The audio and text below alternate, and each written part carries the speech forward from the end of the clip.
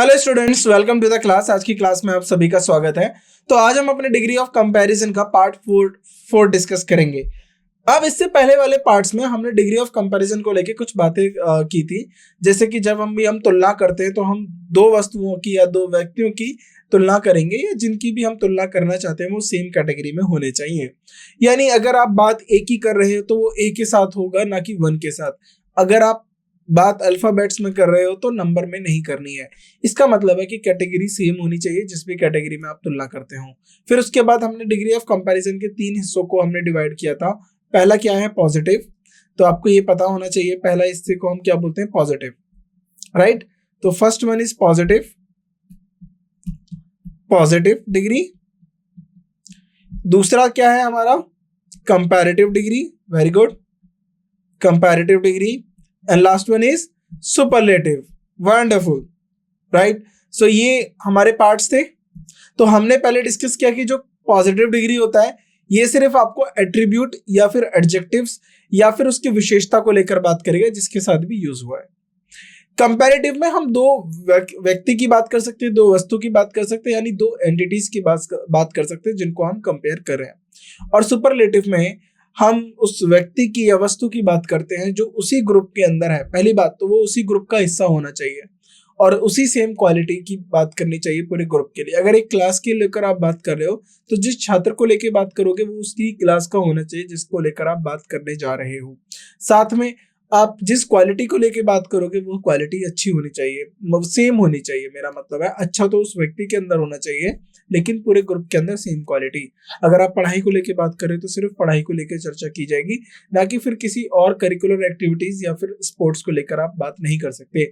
मेरे कहने का मतलब है कि क्लास में अगर आप पढ़ाई को लेकर बात करोगे तो सुपरलेटिव में कोई एक छात्र होगा जो सबसे अच्छा कर रहा होगा, लेकिन कहीं दूसरा छात्र भी होगा जो डांस में अच्छा कर रहा होगा, म्यूजिक में सबसे अच्छा कर रहा होगा, खेल कूद में सबसे अच्छा कर रहा होगा। तो हर एक की कैटेगरी अलग हो गई। तो सेम कैटेगरी के अंदर हम कंपैरिजन करते हैं। इन बातों को मोटे तौर पे हमने पिछले 3 लेक्चर्स में समझा और फिर हमने कुछ वर्ड्स को भी देखा जो एडजेक्टिव और एडवर्ब की फॉर्म में जब भी सुपरलेटिव या कंपैरेटिव के साथ आएंगे तो उसके अंदर कोई चेंज नहीं होता। सेम वर्ड हमारा जो है एडजेक्टिव की तरह भी यूज हो सकता है, सेम वर्ड हमारा एडवर्ब की तरह यूज हो सकता है अपने सुपरलेटिव और कंपैरेटिव फॉर्म में। अब एडजेक्टिव होगा तो नाउन के साथ यूज होगा और एडवर्ब होगा तो आपको पता है किसी वर्ब के साथ यूज हो सकता है, किसी एडजेक्टिव के साथ यूज हो सकता है और खुद दूसरे एडवर्ब के साथ भी यूज हो सकता है। अब आगे इस लेक्चर में हम क्या करने वाले हैं, तो आगे अब देखिए धीरे वन वन एक एक करके हम सीढ़ी चढ़ रहे हैं। हमने यहाँ से शुरुआत करी है और हमें यहाँ पर जाना है, तो हम इस तरीके से एक एक करके आगे बढ़ते चलेंगे। तो हमने इंट्रोडक्शन पढ़ा, उसके बाद थोड़ा बहुत उसके बारे में पढ़ा, कंपैरिजन के बारे में पढ़ा, थोड़े बहुत वर्ड्स पढ़े कि किस तरीके के वर्ड्स को हमें ध्यान में रखना है जब भी हम उनके कंपैरिजन की बात करेंगे। और उसके बाद आगे हम और भी एडवांस कॉन्सेप्ट पढ़ेंगे जो आपको हेल्प करेंगे पूरा डिग्री ऑफ कंपैरिजन को समझने में। तो इस लेक्चर के अंदर हम क्या पढ़ने वाले हैं, तो इस लेक्चर के अंदर हम कुछ वर्ड्स को पहले डिस्कस करेंगे, जैसे कि हो गया later, latest, latter, last, former, first. तो ये जो वर्ड्स हैं आमतौर पर अपने अपने डेली लाइफ में आपने इनके यूजेस को भी पढ़ा होगा। कंफ्यूजन बहुत बार आ जाती है कि कहाँ पर हमें लेटर यूज करना है, कहाँ पर हमें लेटर यूज करना है, कहाँ पर हमें लास्ट यूज करना है, कहाँ पर हमें फॉर्मल यूज करना है, कहाँ पर हमें फर्स्ट यूज करना है, कहाँ पर हमें लेटेस्ट यूज करना है। तो इस तरीके की जो वर्ड्स आएंगे इसमें आपको थोड़ा बहुत प्रॉब्लम हो सकता है, लेकिन कब? जब आपको इनके यूजेस के बारे में नहीं पता हो, इनके मीनिंग के बारे में नहीं पता हो। उसके बाद जो हमारा आता है सेकेंड टॉपिक आता है हमारा डिग्री। अब ये देखिए पॉजिटिव डिग्री का मतलब है, अब यहाँ से जो है हमारा जो वर्ड जो हम पढ़ना शुरू कर रहे हैं positive degree, comparative degree, point part 2 से हमारा डिस्कस करना शुरू कर देंगे। यानी जब हम इसके अंदर पॉजिटिव डिग्री की चर्चा करेंगे तो आप ध्यान से देखिएगा, पॉजिटिव डिग्री में हम पहले चर्चा करेंगे कि वो सिर्फ एडजेक्टिव की बात करेगा, विशेषताओं की बात करेगा, और वो एडवर्ब भी हो सकते हैं, लेकिन वहां पर जो हमारा फोकस होगा वो उनकी विशेषता को लेकर होगा, उनकी क्वालिटीज को लेकर होगा।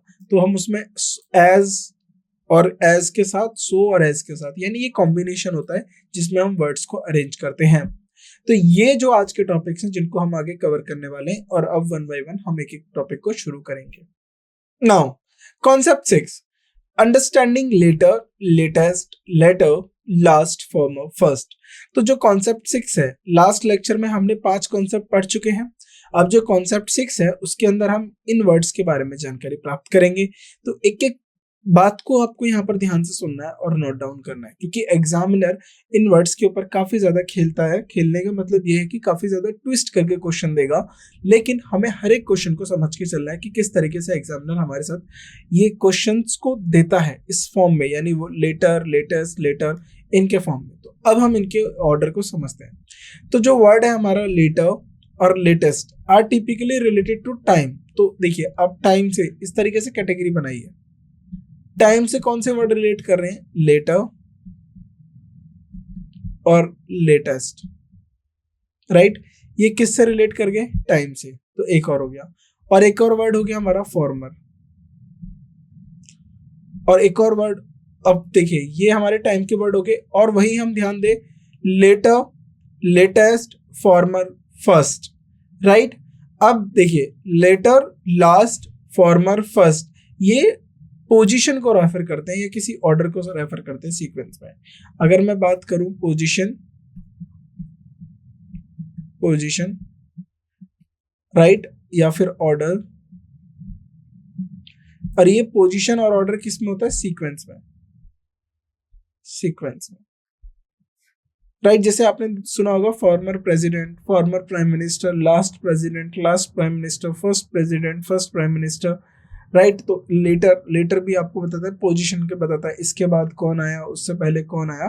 तो ये पोजीशंस की बात करेंगे। कौन से हमारे वर्ड से बात करेंगे?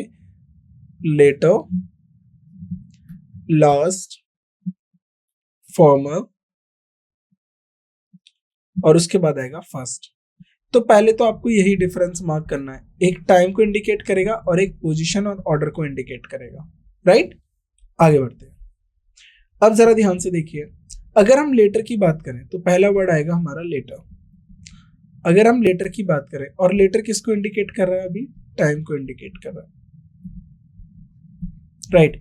अगर हम लेटर की बात करें तो ये किस सेंस में यूज किया जाता है? तो ध्यान से देखना, use to refer to a time after the current और यूजुअल टाइम और the time being consider. It is the comparative form of late. तो ये हमें आपको पता है, ये हमने कल ही पढ़ा था, यानी लास्ट लेक्चर में पढ़ा था, कि ये जो लेट है उसकी कंपैरेटिव फॉर्म है, और लेटेस्ट उसकी, और लास्ट उसकी जो है सुपरलेटिव फॉर्म होती है, राइट। ये इसकी कंपैरेटिव फॉर्म है। तो आप देखिए, ये यू रेफर किसको करा जाएगा? एग्जाम्पल समझिए, she will join us later in the evening. वो हमें इवनिंग में बाद में ज्वाइन करेगी। अब बाद का मतलब समझिए, यहाँ पर रेफरेंस समझिए, use to refer to a time, ये एक टाइम को रेफर करेगा आफ्टर द करंट और यूजुअल टाइम, यानी जो आपका करंट समय है या जो यूजुअल समय रेखा आपने बांधी हुई है उसके बाद की बात करेगा ये, राइट। आफ्टर द करंट और उसके बाद की बात करेगा। Being consider, it is the comparative form. Suppose जो पार्टी है, वो जिस पार्टी को ज्वाइन करेगी वो पार्टी 6 PM पे स्टार्ट होनी है।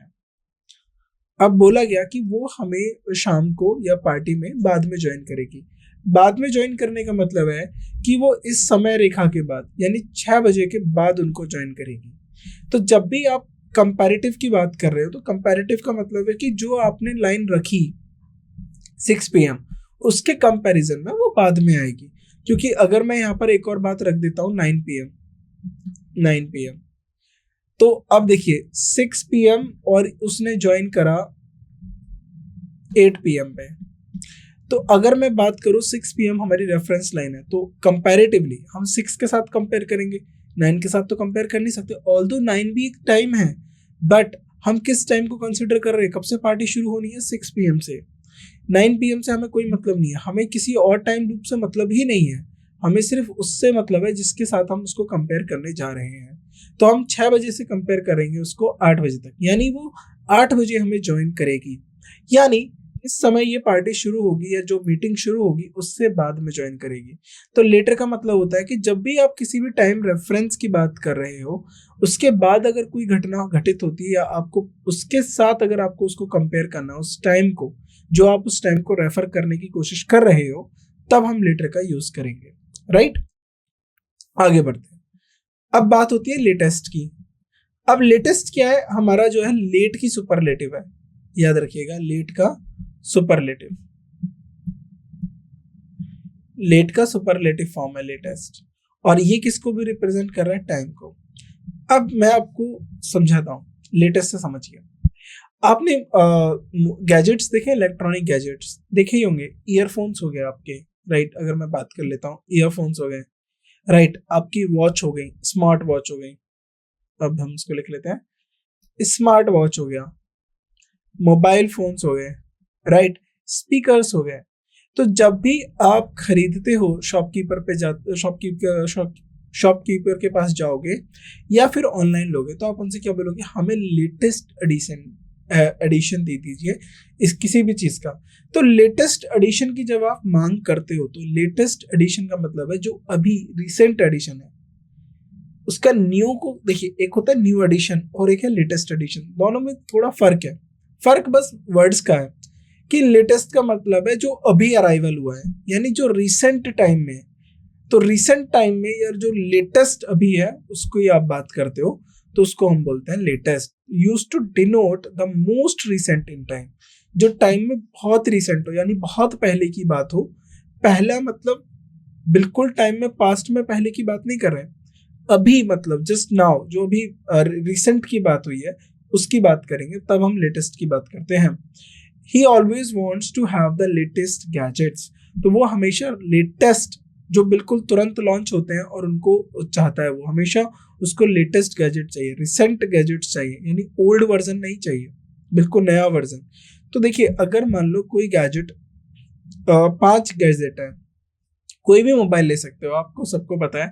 तो ए, बी, सी और डी, ई, ये इसका मॉडल था 2021, ये 22, ये 23, और अभी बात कर लेते हैं, सपोज ये 19 से ही शुरू कर लेते हैं इसको, 2020, 21, राइट, ये 21 हो गया और ये 22 हो गया, सी, और डी हो गया हमारा 23। तो इसका लेटेस्ट एडिशन इस मोबाइल का, किसी मोबाइल का, यानी मैंने बोल दिया SX नाम का एक मोबाइल फोन है, ये इसका लेटेस्ट एडिशन है। ऑल्दो ये भी जून में आया होगा, जून 2023, बट ये इसको आप क्या बोलोगे, लेटेस्ट, क्योंकि ये इस मोबाइल के लिए रिसेंट एडिशन ये है। तो लेटेस्ट भी आप टाइम फ्रेम की बात करते हो जो बहुत रिसेंट हो, बहुत नया हो। इस उस कंपैरिजन में अगर आप देखोगे तो आप बोलोगे नया एडिशन, जो सबसे रिसेंट एडिशन है, लेटेस्ट एडिशन, राइट। आगे बढ़ते हैं। अगर हम बात करते हैं लेटर की, लेटर का उपयोग कहाँ किया जाता है?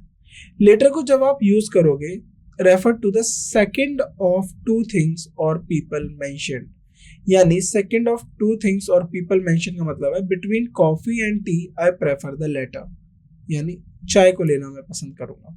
तो जब आप दो चीजें हो आपके पास, या दो पर्सन हो, राइट, अगर आपके पास ए है और बी है, सी है और डी है, ई है और एफ है, राइट, तो जब भी आप लेटर की बात करोगे आप सेकंड को हाईलाइट करोगे, right. Between blue shirt and white shirt I prefer the latter, यानी मैं व्हाइट शर्ट को प्रेफर करूंगा। तो लेटर भी जब भी यूज करोगे दो चीजों के लिए यूज करोगे, for two things, first for two things, दो चीजों के लिए यूज करोगे, और उसमें भी जो प्रेफरेंस है आपकी,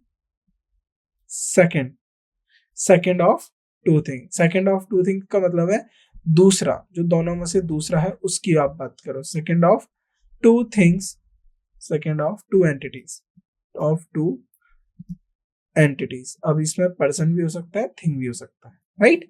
तो लेटर का हमारा इस तरीके से यूज होगा। आगे बढ़ते हैं। अगर आप लास्ट की बात करते हो, तो लास्ट का मतलब क्या होता है, refer to the final item, किसी भी फाइनल आइटम की बात करें सीक्वेंस के अंदर, राइट। सीक्वेंस का क्या मतलब हो गया, 1 से लेके 10 तक।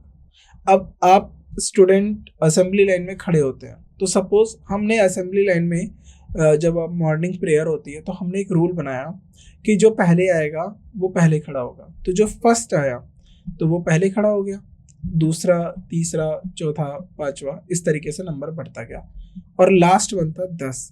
तो यानी ये सबसे रिसेंट आया है। रिसेंट का मतलब है अगर आपको 8 बजे आना था और अभी 8:10 हो रहे हैं मॉर्निंग के, तो ये 8:10 पे आया, तो ये रिसेंट है और ये लास्ट भी है सीक्वेंस में। तो यही इसका मतलब होता है, this refer to the final item in a sequence और the most recent in time. तो ये फाइनल तो है, ऑल्दो कॉन्ट्राडिक्टरी बात होगी। ये देखिए टाइम में रिसेंट है, टाइम में रिसेंट का मतलब क्यों कि जो शुरुआत हुई थी वो 8 बजे से हुई थी, लेकिन ये आया 8:10 पे और अभी जो हो रहे हैं 8:11 हो रहे हैं, तो ये टाइम में तो रिसेंट है लेकिन सीक्वेंस में लास्ट है। ये तब होता है जब फर्स्ट कम फर्स्ट आउट होता है, जो पहले आएगा उसको पहले मिलेगा, right. Example for sequence, in the race he finished last. देखिए किसी भी रेस के अंदर 10 बच्चे दौड़े, चलो 5 दौड़ाते, A B C D E, ये इन्होंने रनिंग करी मैराथन, राइट। यहाँ पर देखिए A B C D E, इन्होंने मैराथन रन करी और ये हमारी फिनिश लाइन है, फिनिश लाइन, राइट। और ए ने जो है रेस खत्म करा 5 मिनट्स में, बी ने फिनिश करा 4.8 मिनट्स में, राइट। सी ने फिनिश किया 5.1 मिनट में और डी ने फिनिश किया 5:01 मिनट में और ई ने फिनिश करा 5.2 मिनट्स। अब मैं आपसे पूछूं इसमें से कौन लेट गया, तो जाहिर सी बात है सेम डिस्टेंस को जिसने कम टाइम में कवर करा वो सबसे पहले रहा होगा। यानी अगर ऑर्डर की बात करें तो सबसे पहले किसने फिनिश किया होगा, बी ने, बी सबसे पहले पहुंचा। उसके बाद कौन सा पहुंचा, डी, क्योंकि डी ने उससे कम टाइम लिया, फिर सी, फिर ए और सबसे लास्ट में आया ई। अब ये जो रेस थी ये मान लीजिए 8 बजे शुरू हुई थी, तो 4.8 मिनट पे कौन पहुंचा, बी, तो बी सबसे पहले अराइवल हुआ। 8 o'clock और 8:05, राइट। 8:05 पे कौन पहुंचा, 5.2 पे ई पहुंचा। तो ई हालांकि बहुत रिसेंट है लेकिन सबसे लास्ट है, यही इसका मतलब है लास्ट का। तो आप लास्ट इस तरीके से यूज करते हो, लेकिन इस तरीके से इसका जो सेंस होता है, देखिए एक वर्ड के पीछे का जो आपको कहते हैं ना मीनिंग होता है वो काफी डीप होता है, उस मीनिंग को समझिए कि वो किस सेंस में आपको दिया गया है, right. So the last time I saw her was year ago, तो लास्ट टाइम यानी उसने उसको कई बार देखा होगा, लेकिन जो सबसे लास्ट था यानी जिस वक्त उसकी मुलाकात हुई थी उससे, वो 1 साल पहले की थी, राइट। तो ये हम सीक्वेंस की बात करते हैं, याद रखिएगा। फॉर्मर इंडिकेट करता है the first of 2 things mentioned. देखिए between the former and the latter option I choose former, पहला वाला। तो फर्स्ट को कौन चूज करेगा, देखिए फर्स्ट की बात कौन करेगा, फॉर्मर, और लेटर किसकी बात करता है, सेकंड की बात करता है, ये याद रखिएगा। आगे बढ़ते हैं।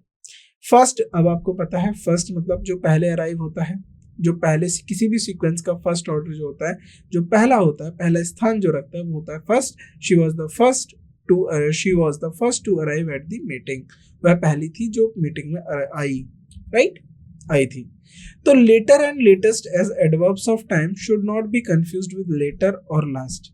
तो जब भी आप लेटर और लेटेस्ट की बात करो एडवर्ब ऑफ टाइम की, तो मैंने आपको ये बताया लेटर कब होता है, किसी भी टाइम के कंपैरिजन में आप बात करो कि वो घटना उसके बाद होगी। तो जब आप एक रेफरेंस टाइम को रखते हो उसके बाद आप उसको कंपेयर करते हो, राइट। लेटेस्ट का मतलब क्या होता है, जो रिसेंट एडिशन होता है, या फिर आप बात करें जो रिसेंट इन टाइम होता है, राइट। तो कंफ्यूज नहीं होना है, लेटर का मतलब सेकंड इन ऑप्शन की बात करते हैं और लास्ट का मतलब जो होता है जो किसी भी सीक्वेंस का सबसे अंतिम बिंदु होता है, या अंतिम वस्तु हो सकता है या फिर अंतिम व्यक्ति हो सकता है, which are typically used at adjective indicate the order. तो ये एडवर्ब ऑफ टाइम की तरह यूज किए जा सकते हैं, राइट, याद रखिएगा। लेटर एंड लेटेस्ट, इनको आप कैसे यूज कर सकते हो, adverb of time, adverbs of time, और वहीं आप लेटर एंड लास्ट को आप एडजेक्टिव की तरह यूज कर सकते हैं। एडजेक्टिव की तरह ये क्या इंडिकेट करेंगे, ऑर्डर या फिर सीक्वेंस, राइट। ये चीज आपको याद रखनी है। आगे बढ़ते हैं। Farmer and first also relate order. तो अभी हमने बताया फॉर्मर और फर्स्ट जो है वो आपको ऑर्डर के बारे में बात करेंगे। With former typically used with referring to one of two first item, यानी जब दो चीज़ों के बारे में बात करें तो पहला आइटम की अगर हम बात करेंगे तो फॉर्मर होगा पहले वाला, लेटर बाद वाला, राइट। और फर्स्ट जो होगा वो किसी भी सीक्वेंस में, वो एक से ज़्यादा हो सकता है, 2 3 4 5, 2 से ज़्यादा ही होंगे, 2 या 2 से ज़्यादा। जब भी आप फर्स्ट यूज़ करोगे तो पहले की बात करोगे, प्रथम की बात करोगे। अब यहाँ पर जो हमारा कॉन्सेप्ट था कि ऐसे वर्ड्स जो कंपैरेटिव में और सुपरलेटिव में एडवर्ब और एडजेक्टिव के तौर पे समान होते हैं, हमने उनको लेके डिस्कस किया था कॉन्सेप्ट नंबर 6 में। उसके अंदर थोड़े से हमारे क्या थे, एक्सेप्शन थे, जो हमारा लेटर था, लेटेस्ट था, लेटर था, लास्ट था, फॉर्मर था, फर्स्ट था। इसको लेके हमने अब चर्चा कर ली है। अब जो हमारा मूल रूप से जो चैप्टर की शुरुआत होती है अब कॉन्सेप्ट नंबर 7 से होती है। वो जो छोटी बातें हैं उनको हमेशा याद रखिएगा, वो एग्जामिनर आपको कंफ्यूज करने के लिए जरूर देंगे, जरूर पूछेंगे, आपसे एनालाइज करवाएंगे कि जो आपने पढ़ा है वो आपको कितना याद है। अगर आप पॉजिटिव डिग्री की बात करें तो सबसे पहले समझिए पॉजिटिव डिग्री का मतलब क्या होता है। तो जब मैंने स्टार्टिंग के चैप्टर में आपको बताया था कि डिग्री ऑफ कंपैरिजन में हम पॉजिटिव पढ़ेंगे, कंपैरेटिव पढ़ेंगे, सुपरलेटिव पढ़ेंगे, तो पॉजिटिव को लेकर बात करी थी कि यहाँ पर कोई कंपैरिजन नहीं होता है, no comparison directly, no comparison, more than, less than, right, er form में जो टिपिकली कंपैरिजन होता है वो आपको देखने के लिए नहीं मिलेगा। और इसमें हम ज्यादा तो बात करते हैं, बेसिकली हम इसमें बात किसकी करते हैं, विशेषता की बात करते हैं, हम एट्रीब्यूट बताने की बात करते हैं किसी भी एडजेक्टिव के, एडवर्ब के। लेकिन अगर हम पॉजिटिव डिग्री को एज और सो एज और सो एज की तरह यूज करें तो हमें किस तरीके से यूज करने होंगे, क्या इसके रूल होंगे, क्या इसका यूजेस होगा, क्या इसके चैलेंजेस होंगे, अब हम इसको लेकर चर्चा करते हैं। सबसे पहले जो हमारा पार्ट आता है as plus adjective adverb plus as in comparisons. अगर आप बात कर रहे हो कंपैरिजंस की और जिसमें हमें यूज करना है एज और सो एज को, तो उसका जो स्ट्रक्चर होगा वो होगा एज, अब इसके साथ आ जाएगा adjective, as good as adjective. अब यहां पर जो कंपैरिजन हो रहा है, राइट, अब यहां पर जो कंपैरिजन हो रहा है वो हम एज और सो एज के साथ कर रहे हैं, राइट। द कंस्ट्रक्शन एज और adjective as is used to make comparison in both affirmative and negative sentences। तो इसको हम पॉजिटिव सेंटेंसेस में और नेगेटिव सेंटेंसेस में डिनोट करते हैं, और जिसका मतलब होता है कि हम उसमें इक्वालिटी और सिमिलैरिटी इन डिग्री और मैनर बताना चाहते हैं दो एंटिटीज में। तो इसमें कम ज्यादा का भाव नहीं रखते हम इसमें सिमिलैरिटी को लेकर दर्शाएंगे कि ये उसी की तरह अच्छा है जैसे वो है, यह उसी के बराबर ऊंचा है जितना वो है। तो ये जो सिमिलैरिटी की भावना होती है, राइट, इक्वालिटी की भावना होती है, समानता की भावना होती है, वो हम एज के साथ डिनोट कर सकते हैं, एज के साथ यूज कर सकते हैं दोनों पॉजिटिव और नेगेटिव सेंटेंसेस में। एग्जांपल के साथ समझते हैं। She is as tall as her sister. मान लीजिए,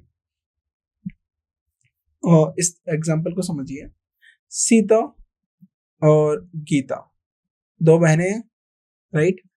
अब सीता की जो हाइट है गीता वो 160 सेंटीमीटर है, तो हमने बोला कि वो अपने सिस्टर के बराबर है, उसकी भी हाइट कितनी होगी, 160 centimetre.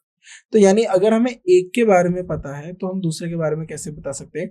She is as tall as her sister, वह उतनी ऊंची है या उतनी हाइट है जितनी उसकी बहन की। He can run as fast as the wind, तो जितनी तेज हवा जो बहती है वह उतना तेज दौड़ता है।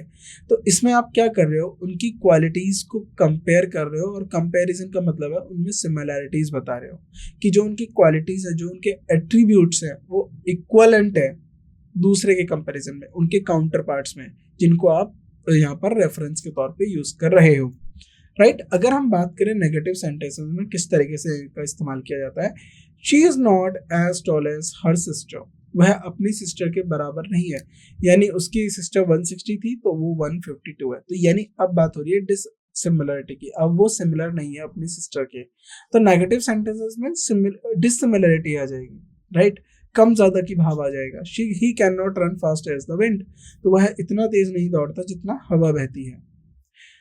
So the show as construction, अगर हम बात करें शो एज कंस्ट्रक्शन, ये काफी कम यूज करने के लिए मिलता है और काफी ओल्डर टेक्स्ट में यूज करता है, लेकिन एग्जाम में देखा गया है कि शो एज कंस्ट्रक्शन को पूछ लिया जाता है। बट ये जो होता है ये नेगेटिव सेंटेंसेस में ज्यादा कंपैरिजन के तौर की भावना रखता है। एग्जाम्पल के तौर पे, शी इज नॉट सो टाल एज हर सिस्टर, यानी वो उतना ऊंचा नहीं है या उतना हाइट में नहीं है जितना उसका सिस्टर है, राइट ये उतनी लंबी नहीं है जितनी उसकी सिस्टर है। He can not run so fast as the wind, as fast as the wind भी हो सकता है, तो सो के साथ भी हो सकता है, लेकिन सो को हम ज्यादा नेगेटिवली यूज करते हैं, राइट। अब देखिए दोनों में with different type words types. As structure can be used with adjectives, adverbs, nouns, quantifiers to compare the quantities, qualities, degrees. तो हम adjective की बात करेंगे तो qualities की बात करेंगे, noun की बात करेंगे, quantifier की बात करेंगे, तो हम degree की बात कर सकते हैं, quantities की बात कर सकते हैं, qualities की बात कर सकते हैं, जब भी हम as को हम उन particular words के साथ use करेंगे। अगर हम बात करते हैं quantifier के साथ, अगर क्वांटिटीज की बात करें तो ये मच और मैनी हमारे क्या हो गए, क्वांटिफायर। अब आपको याद होना चाहिए हम डिटरमिनर्स के अंदर जो मैनी होता है ये आप किसके साथ यूज कर सकते हो, मैनी जो आप यूज करते हो ये काउंटेबल यानी प्लूरल काउंटेबल नाउन के साथ, और मच जो है सिंगुलर अनकाउंटेबल नाउन के साथ, ये चीज आपको याद रखना है। He does not have as many, money आएगा ना, अगर आपने मैनी लिख दिया तो गलत हो जाएगा, क्योंकि मनी कैसा है हमारा अनकाउंटेबल नाउन है, तो इसीलिए हमने मच का उपयोग किया है। He does not have as much money as his brother, यानी उसके पास इतना पैसा नहीं है जितना उसके धन, नॉट पैसा, धन की बात करेंगे, जितना उसके भाई के पास है। There are as much people नहीं हो सकता, क्योंकि पीपल एक काउंटेबल नाउन है, प्लूरल काउंटेबल नाउन है, तो इस पे मैनी यूज होगा। There are as many people here as there were yesterday, जितने कल थे आज यहाँ पर भी उतने ही लोग हैं। तो याद रखिएगा जो मैनी होगा वो किन के साथ यूज होगा, प्लूरल काउंटेबल नाउन के साथ, और वहीं जो मच है वो किसके साथ होगा, सिंगुलर अनकाउंटेबल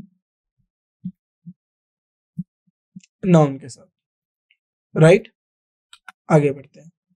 लिटिल और फ्यू, अगेन लिटिल में भी याद रखेंगे, लिटिल जब आप यूज करोगे सिंगुलर अनकाउंटेबल नाउन, और वेयर एज जो आप फ्यू यूज करोगे हमारा plural countable noun. Example, she has as little interest in the project as she does. अब देखिए she has as little interest, तो इंटरेस्ट आ गया, नाउन जोड़ दिया हमने, अब उसके आगे बता दिया कि उसका उतना ही कम इंटरेस्ट है उस प्रोजेक्ट में जितना एज ही डज, ऐसे जितना उसका है, right. There are few options, again options हमारा क्या हो गया, plural countable line, available today as there were last week, जितने ऑप्शंस लास्ट वीक थे उतने ही ऑप्शंस आज अवेलेबल हैं, राइट। एज एडजेक्टिव, अगर हम क्वालिटीज की बात करेंगे तो एडजेक्टिव होगा, और क्वालिटीज बताने के लिए नाउन यूज किया जाएगा, क्योंकि एडजेक्टिव नाउन के साथ यूज होता है। It is not big a problem as you think, यह उतनी बड़ी समस्या नहीं है जो आप समझ रहे हो। He is just as good a player as she is, वह उतना ही अच्छा प्लेयर है जितनी वो है। तो यहाँ पर जो गुड आ रहा है, बिग आ रहा है, ये इसको डिफाइन कर रहा है, बिग प्रॉब्लम, गुड प्लेयर, और यहाँ पर ये एज क्या कर रहे हैं, इसमें और इसमें कंपैरिजन कर रहे हैं, राइट। आगे बढ़ते हैं। एज के साथ अगर क्वांटिफायर्स एंड मल्टीपल्स आए, तो अगर हम बात करें एज के कंस्ट्रक्शन में, तो काफ़ी ज़्यादा वर्सेटाइल कंस्ट्रक्शन जो होता है हमारा कंस्ट्रक्शन होता है। वर्सेटाइल का मतलब होता है कि उसका एक सिंगल यूज़ नहीं होता, वो मल्टीपल यूज़ में हम उसको यूज़ कर सकते हैं।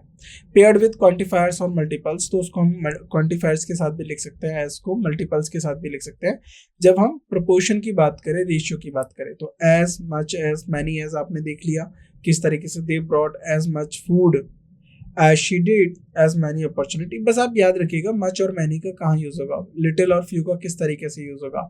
अब देखिए मल्टीपल्स क्या होते हैं, हाफ हो गया, ट्वाइस हो गया, 3 टाइम्स हो गया, इनके साथ भी हम एज का यूज करेंगे। तो आपको मेन है स्ट्रक्चर पे ध्यान देना। This room is twice as large as the other one, तो जितना बड़ा दूसरा था उससे भी दुगना है ये, तो मल्टीपल बता रहा है उसका। He has half as much as patience as his partner, जितने उसके पार्टनर के पास पेशेंस है उससे आधे हैं इसके पास। तो ये मल्टीपल्स यूज कर सकते हैं। तो मल्टीपल्स को यूज करने का तरीका होता है कि जब भी आप मल्टीपल्स यूज करोगे देन एज, उसके बाद एडजेक्टिव, देन एज, राइट। उसके बाद use of as well as. अब एज वेल एज जो होता है ये एक कंजंक्शन की तरह काम करता है, and in other form indicate addition और एम्फसाइजेस। अगर कंजंक्शन नहीं है तो इसका जो दूसरा फॉर्म होता है एडिशन की बात करता है, जोड़ने की बात करा या एम्फसाइज करने की बात करता है। एग्जांपल से समझते हैं, he speaks French as well as Spanish. तो इसका मतलब क्या हो गया, he speaks French and Spanish. Spanish जो लैंग्वेज होती है, तो यानी वह फ्रेंच भी बोल सकती है और स्पेनिश भी बोल सकती है। He likes to play tennis as well as football। तो यहाँ पर ये इसका कंजंक्शनल यूज है। कैसे, he speaks, अब मैंने क्या लिख दिया, she speaks French, और उसके बाद एक और सेंटेंस लिख दिया, she speaks Spanish। या तो मैं यहाँ पर एंड लगा के जोड़ सकता हूँ, एंड लगा के भी एडिशन की बात हो सकती है। He speaks French and Spanish, she speaks French and Spanish, तो इसके साथ या फिर एज वेल एज के साथ भी मैं इसको जोड़ सकता हूँ। He likes to play as well as tennis as well as football, and भी यूज कर सकते हैं, एज वेल एज की बात कर सकते हैं जब हम इसका कंजंक्शनल यूज करें। कोरिलेटिव कंजंक्शन में नॉट ओनली और but also. she not only speaks French but also Spanish। तो मतलब यही है कि वो सिर्फ फ्रेंच नहीं बोलती बल्कि स्पेनिश भी बोलना जानती है। he not only likes to play tennis but also football। तो यहाँ कोरिलेटिव। अगर हम as well, use of well, right, as adverb as, और use of well as an adverb, right। देखिए, he performed as well as his sister, right, उसने अपनी sister से अच्छा खेला। तो यहाँ पर जो वेल है ये मैनर बता रहा है, खेलने के तरीके को बता रहा है, right, indicating that degree to which something perform. तो उसने कैसा परफॉर्म किया, उसने अपनी सिस्टर से अच्छा परफॉर्म किया। तो यहाँ पर ये डिग्री बताएगा किस तरीके से परफॉर्म। तो ये जो आपने स्ट्रक्चर देखा पॉजिटिव डिग्री में एज का और सो एज का, इसको याद रखिएगा। फिर मैंने आपको इसको क्वांटिफायर्स में भी बता दिया, क्वांटिटीज में, क्वालिटीज में भी बता दिया, यानी एडजेक्टिव के साथ भी बता दिया और नाउन के साथ भी बता दिया किस तरीके से यूज होगा। तो इस स्ट्रक्चर को याद रखिएगा, एग्जाम में काफी हेल्पफुल होता है। पर आपको लेटर, लेटेस्ट, राइट, और उसके बाद लास्ट, फॉर्मर, फर्स्ट, इनको याद रखना है किस तरीके से हम इन्हें यूज करते हैं। जब आपको ये तरीके पता रहेंगे, ये रूल्स पता रहेंगे, स्ट्रक्चर पता रहेंगे, तो आपको कंपैरिजन में कोई भी प्रॉब्लम नहीं आएगी। बाकी के जो कॉन्सेप्ट है वो हम अपने नेक्स्ट लेक्चर में डील करेंगे। अभी के लिए इतना ही। Thank you so much.